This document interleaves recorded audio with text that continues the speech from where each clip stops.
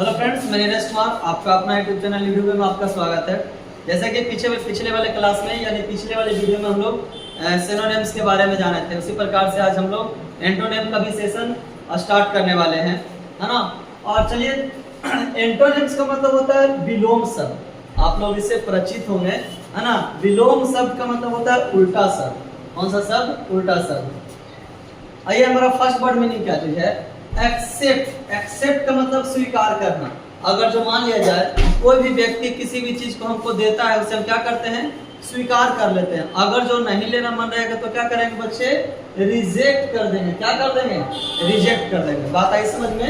Next, absolute का मतलब वो चीज पूर्ण रूप से, है ना।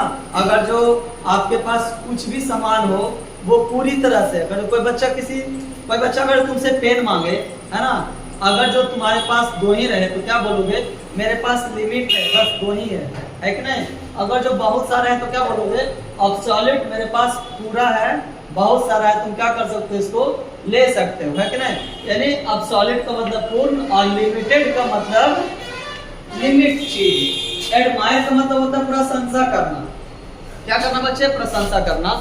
जैसे कि अगर जो मान लिया जाए कोई भी काम, कोई अगर जो तुम ही सोच लो, तुम अपना सारा होमवर्क बढ़िया से कर लिए, स्कूल में क्या करेंगे? टीचर तुम्हें प्रशंसा करेंगे, वाह शाबाश, बहुत बढ़िया काम करके आए, है कि नहीं। अगर जो घर का काम बहुत बढ़िया से कर दिए तो मम्मी भी तुम्हारे पास तुम्हें क्या करेंगे? प्रशंसा करेंगे।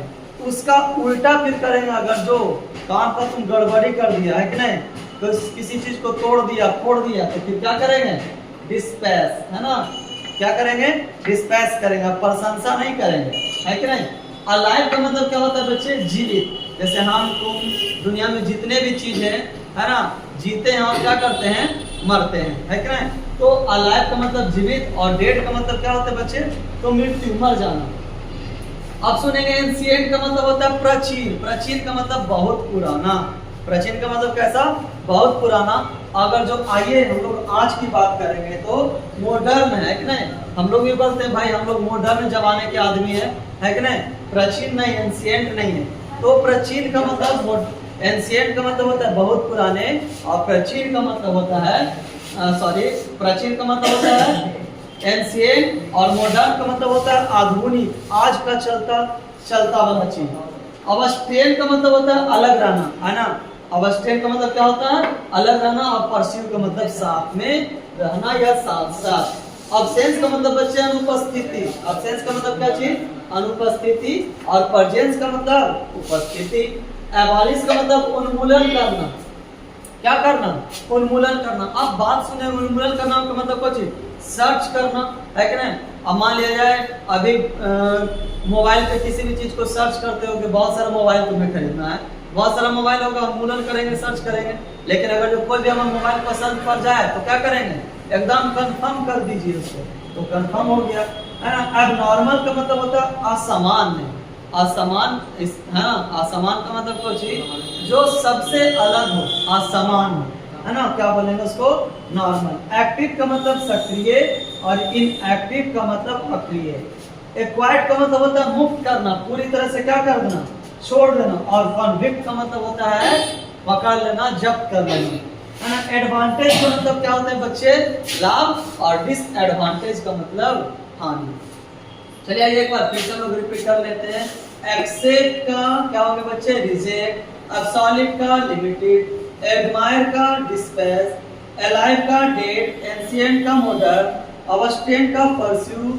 अब्सेंस का प्रेजेंस। एबॉलिश का कंफर्म। एबनॉर्मल का नॉर्मल। एक्टिव का इनएक्टिव। एक्वायर्ड का कन्विक्ट। और एडवांटेज का डिसएडवांटेज। चलिए, अब जैसे हम बोले उसी प्रकार से साथ साथ भी बच्चे आपको ही बोलना है कि नहीं।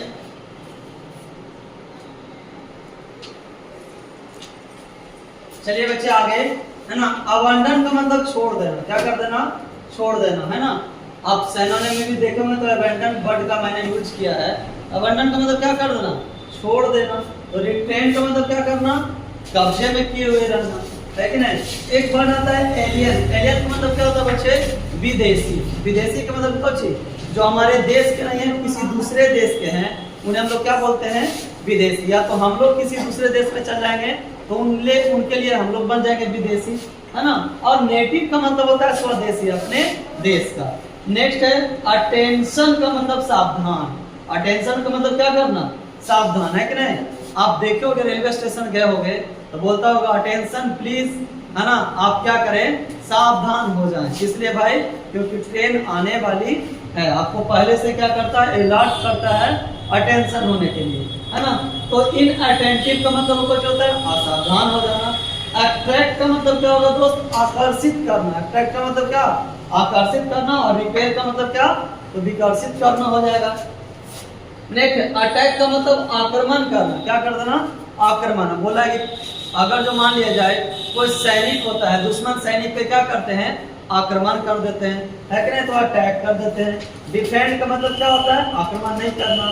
एडवर्सिटी का मतलब होता है विपत्ति। और प्रोस्पेरिटी का मतलब क्या होता है ना। एडवर्सिटी विपत्ति का मतलब दुख कष्ट, है ना। विपत्ति का मतलब क्या हो गया, दुख या तो कष्ट। इसका एंटोनिम क्या बोलेंगे, प्रोस्पेरिटी। और फिल्म का मतलब होता है स्वीकार करना, और इसको क्या बोलेंगे, डेनाई का मतलब क्या होता है, अस्वीकार करना। एग्री का मतलब सहमत होना, और डिफर का मतलब अलग होना, है कि नहीं। चलिए आप इसे नोट डाउन करेंगे, और मुझे विश्वास है कि आप इसे याद जरूर करेंगे, है कि नहीं। और याद कीजिए, और इससे बेनिफिट बहुत ही होने वाला है। चलिए ठीक है, बाय।